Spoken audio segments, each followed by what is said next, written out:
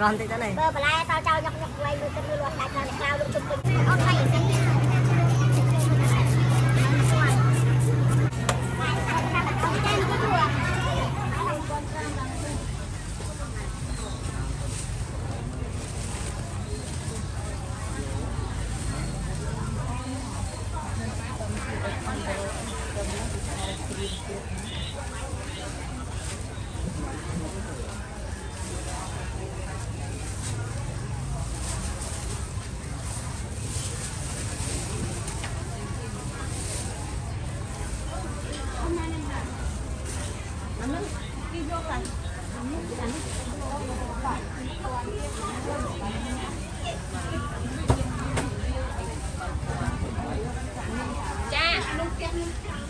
sang đừng quay làm quạt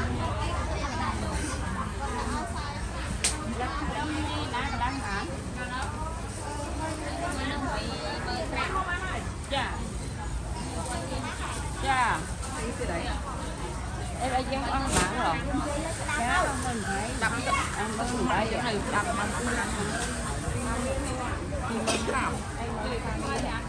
ba nay rồi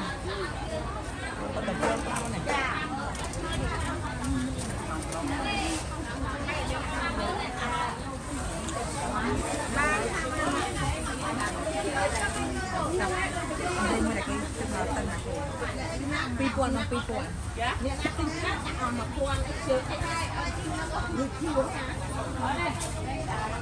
mà bàn chân nó miếng cái nó mà cuốn pi cuốn mình không đặt mức không đấy khi mà mình đặt đường này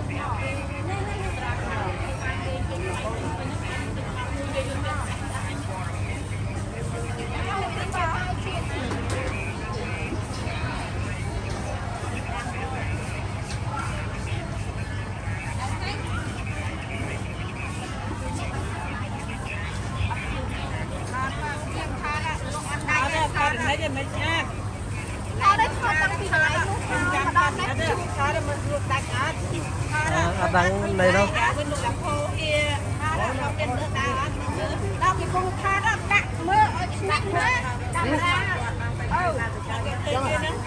ở đây nhom thoát hàng này ta toạc luôn nhom ta mà hàng càng như này ở đây mà hàng bò men là hàng ấy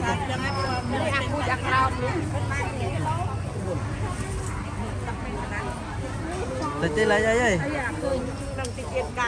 còn thì thế này bơ lại tao trao nhọc nhọc quay mưa cơn mưa loạt đại trao này cao lượng chụp bình tài là dùng câu vô lấy chụp lại ơi mà cái đường như là nam mai ho nhiệt cái nên ai ăn việc rồi ôn gì nhiệt một quan nhiệt nào nằm gì ra rất là quá cái phương nam như là nam hay là nam thì có nào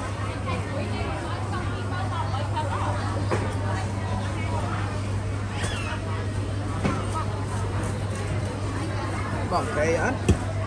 Ada.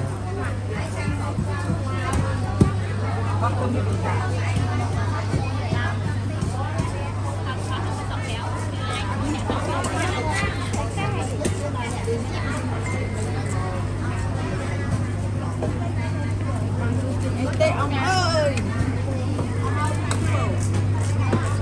Ông này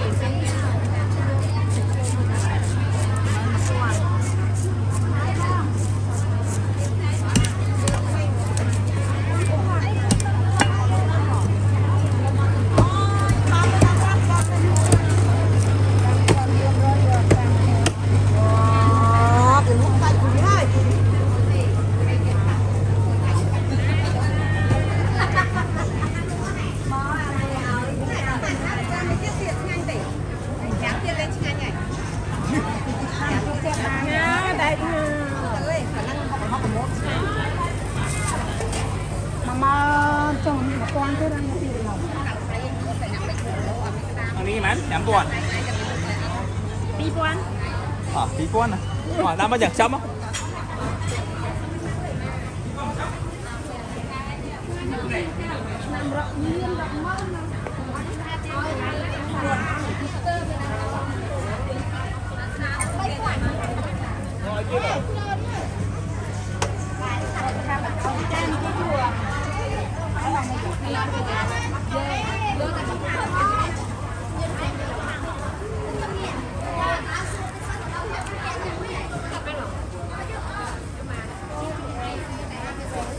Tam chi phụ cái nào phải mà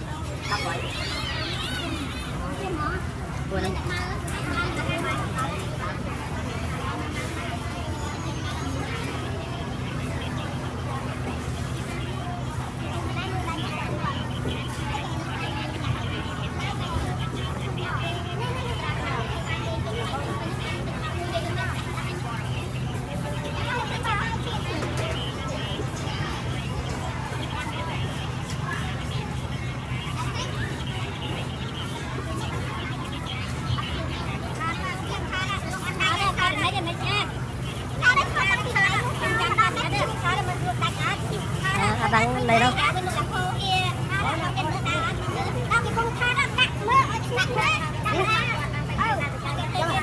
Ở đây nhung thoát thang này ta, toạc luôn nhung ta. Mà hàng càng như này ta. Ở đây, mà hàng bò men là hàng ấy ta.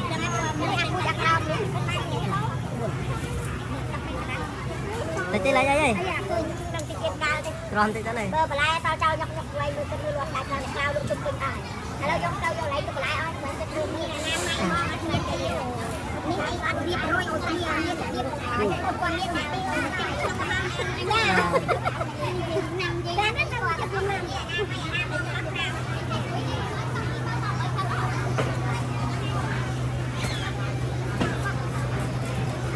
bỏng cái á. Ada.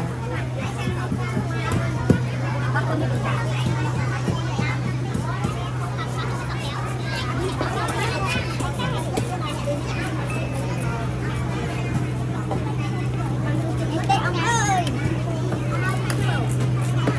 Ông này